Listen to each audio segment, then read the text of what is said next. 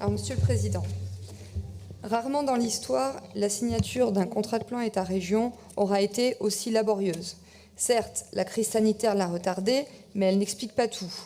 L'État a beaucoup traîné des pieds dans cette affaire, et d'ailleurs, il continue de le faire avec ce CPER, car quelles sont les différences fondamentales entre cette version finale et l'accord cadre voté il y a un an? Je me souviens qu'on nous avait promis l'année dernière que le document qu'on nous présenterait aujourd'hui serait bien plus complet que les déclarations d'intention qu'il contenait. Pardonnez-moi, mais il n'en est rien. Il contient certes des précisions sur la gouvernance, sur l'éco-socio-conditionnalité des subventions, j'y reviendrai plus tard, et une première liste de projets. C'est tout. Pour le reste, c'est un copier-coller pur et simple. Vous en conviendrez, en 12 mois, ce sont des avancées très légères. Au final, ce document maintient tout le monde dans le flou. Et là, je cite le Césaire qui, pour une fois, nous surprend agréablement grâce à son analyse. Ceux qui sont maintenus dans le flou, eh bien, en premier lieu, les collectivités, alors qu'elles ont besoin de visibilité sur leurs projets futurs. Ce document montre aussi une certaine déliquescence des CPER, avec des manques de précision, des prescriptions nébuleuses, un calendrier quasi inexistant et des montants inconnus puisqu'on ne connaît ni la répartition entre fonctionnement et investissement, ni l'individualisation des sommes promises par l'État. Au final, ce CPER est une déclaration de bonnes intentions d'un gouvernement qui ne fait que promettre des engagements sans financement, et ce, à moins d'un mois de l'élection présidentielle. C'est tellement plus facile de faire campagne avec le chéquier de la République. Mais tout cela est très peu surprenant de la part d'un gouvernement qui a passé son mandat à dissimuler, à instrumentaliser, à mépriser les collectivités territoriales et à rechigner à investir dans les territoires. Il est définitivement bien loin le temps où on vous faisait miroiter le fameux pacte girondin, encore une promesse non tenue. Mais le pire, en ce qui concerne ces constats alarmants relatifs au CPER, c'est qu'ils étaient prévisibles. En effet, on ne compte plus les rapports qui émanent de la Direction générale des collectivités locales, des rapports de députés, des rapports même de la Cour des comptes qui dénoncent, et le constat est clairement sévère, puisqu'ils dénoncent les innombrables dysfonctionnements, manque de visibilité, sous-exécution budgétaire et même des exécutions financières chaotiques, des absences d'évaluation et l'intégration de projets non matures, etc. Et il n'oublie pas, tous ces rapports, de pointer du doigt l'enchevêtrement qui découle sur l'illisibilité entre les accords de relance, les contrats de relance et de transition énergétique, les contrats de ruralité et tous les autres actes de contractualisation, type action cœur de ville, territoire d'industrie, petite ville de demain, etc. Bref, on atteint là le paroxysme de la technocratie avec pour conséquence de la confusion à tous les étages. Le pire, c'est que tout ceci n'est pas nouveau, puisque le manque de vision stratégique et d'efficacité a été souligné par la Cour des comptes dès 2014. Dès 2013, un rapport parlementaire déplorait que les CPER 2007-2013 ressemblaient à, je cite, des catalogues de projets, une liste de courses. Et même dès 1999, des rapports faisaient l'analyse des contrats de plan État-région, ceux de 1994 à 1998. Donc ces rapports critiquaient les CPER en les qualifiant d'instables, extrêmement complexes et pas entièrement exécutés malgré leur étalement sur une année supplémentaire, soit une fin en 1999. Bon, Monsieur le Président, en 2007, vous étiez député. Donc vous aviez eu accès à ces diagnostics parlementaires accablants. Et en 1998, vous étiez déjà président de la région, donc le CPER que nous votons aujourd'hui est en réalité votre 5e CPER. Ma question est la suivante, comment expliquez-vous que ce CPER soit si mal ficelé, si mal négocié et surtout qu'il ne bénéficie absolument pas de l'expérience et de la hauteur de vue qui devrait être la vôtre?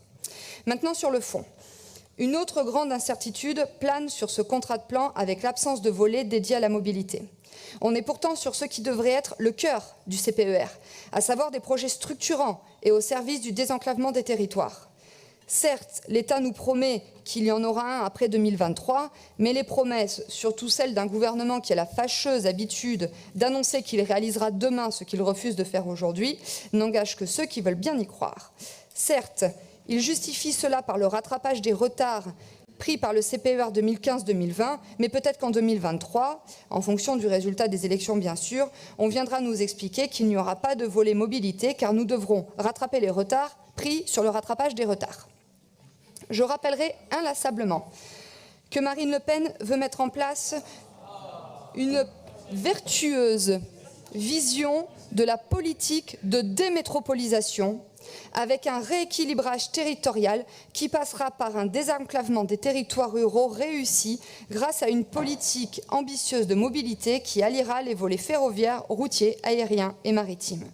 Si le gouvernement macroniste va se défendre en nous citant le plan de rénovation des petites lignes, il oubliera sans doute de rappeler que son engagement cumulé à celui de la SNCF n'atteint que 38% du montant, là où il atteignait 45% lors du précédent plan. Alors ce CPER, qui devait nous éclairer, nous maintient finalement dans de nombreuses incertitudes qui ont de quoi nous inquiéter.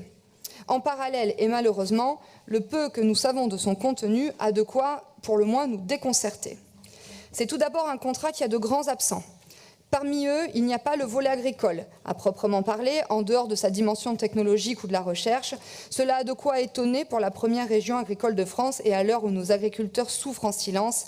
Un CPER négocié par le Rassemblement national aurait proposé des actions fortes pour aider les agriculteurs et tendre vers notre autosuffisance alimentaire. Il n'y a pas non plus de réel volet santé, alors que la crise sanitaire a rappelé les faiblesses de notre système de santé et particulièrement de sa territorialisation. Il y avait là un levier important pour lutter contre la désertification médicale dans notre région. Je pense notamment à des départements comme la Creuse qui sont sinistrés sur ce point. Un CPER négocié par le Rassemblement national aurait accentué le développement des maisons de santé et l'aménagement territorial grâce au numérique au bénéfice de l'e-santé. On ne voit pas non plus d'ambition maritime, malgré nos 720 km de côte et les enjeux importants autour de la pêche, de l'aquaculture, de la modernisation de nos ports et de nos criers. Un CPER négocié par le Rassemblement national aurait d'office exclu le projet d'éolienne offshore au large de l'île d'Oléron. On n'y voit pas non plus de politique ambitieuse relative aux étudiants et aux jeunes, premières victimes de la crise Covid. Un CPER négocié par le Rassemblement national aurait proposé la construction urgente de logements étudiants, 100 000 à l'échelon national en 5 ans. Rien, enfin, pour rééquilibrer le territoire et revitaliser nos campagnes et villes moyennes, pendant que vous allez continuer d'investir à perte dans le tonneau des Danaïdes de la politique de la ville. En bref, vous gavez d'argent public les quartiers pendant que la ruralité est une nouvelle fois la grande oubliée. C'est aussi un contrat, malheureusement, qui présente de grandes insuffisances. Je pense évidemment à l'axe dédié au sein de l'appareil productif et aux filières. Avec à peine plus de 3% du montant total de ce document, notre économie est le parent pauvre du futur CPER. Quelle est loin l'époque où, avec le gouvernement, vous nous promettiez que la relance, que la relocalisation et que la réindustrialisation seraient vos priorités de l'après-Covid. Les actes sont décidément bien éloignés des beaux discours et en l'occurrence celui de vos vœux de janvier 2022. On constate également un montant ridiculement faible pour les filières touristiques, alors qu'elles sont parmi les premières pourvoyeuses d'emplois de notre région et qu'elles ont été les grandes sacrifiées des 2 années de gestion chaotique de la crise sanitaire. Enfin, c'est un contrat qui contient des excès qui virent même à l'overdose. Ce contrat de plan est pollué par le dogme du tout écologique. Non seulement vous consacrez plus de 42% du montant de ce CPER à la fumeuse transition écologique et énergétique, mais vous arrivez à le placer dans tous les autres axes, quitte à tomber dans une obsession du tout écolo aussi ridicule que néfaste. Vous indiquez vouloir un développement accéléré et équilibré des énergies renouvelables pour qu'elles atteignent 32% de notre mix énergétique d'ici 2030, mais quelles sont exactement ces énergies renouvelables ? Vous avancez un peu masqué parce que dans ce contrat, vous citez avant tout la biomasse. Mais on sait très pertinemment que vous allez tout miser sur l'éolien et le photovoltaïque pour répondre notamment aux objectifs du SRADET. Alors quand vous nous expliquez que ce sera un développement accéléré et équilibré, on comprend que vous allez mettre partout et pour tout le monde. En bref, vous allez saccager davantage nos territoires et nos terroirs pour y installer des énergies intermittentes et coûteuses.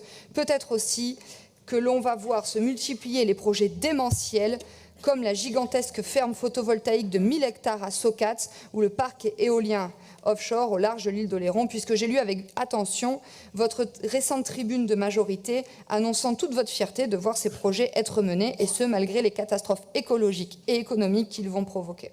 Enfin, Je reviens sur l'imposition de mesures d'éco-socio-conditionnalité des aides, notamment aux entreprises. En bref, vous êtes dans le prolongement des mesures de Néo-Terra avec toujours plus de contraintes environnementales et administratives saupoudrées de discrimination qui n'a de positif que le nom. Des réglementations néfastes et idéologiques qui ne font que s'ajouter à d'autres règles nationales et européennes et donc alourdissent des normes qui étouffent nos entreprises, leur liberté et leur compétitivité. Vous prétendez vouloir les usines et l'écologie, mais avec votre volonté de laver plus vert que vert, vous n'aurez ni les usines ni les écologies. Parce que ce plan met beaucoup trop d'argent là où il devrait en mettre beaucoup moins. Parce que ce plan ne met pas suffisamment là où il devrait en mettre beaucoup plus. Parce que nous combattons la politique calamiteuse du gouvernement macroniste et parce que nous avons voté contre votre budget, contre le SRADDET et contre Néo-Terra, nous voterons bien évidemment contre ce CPER.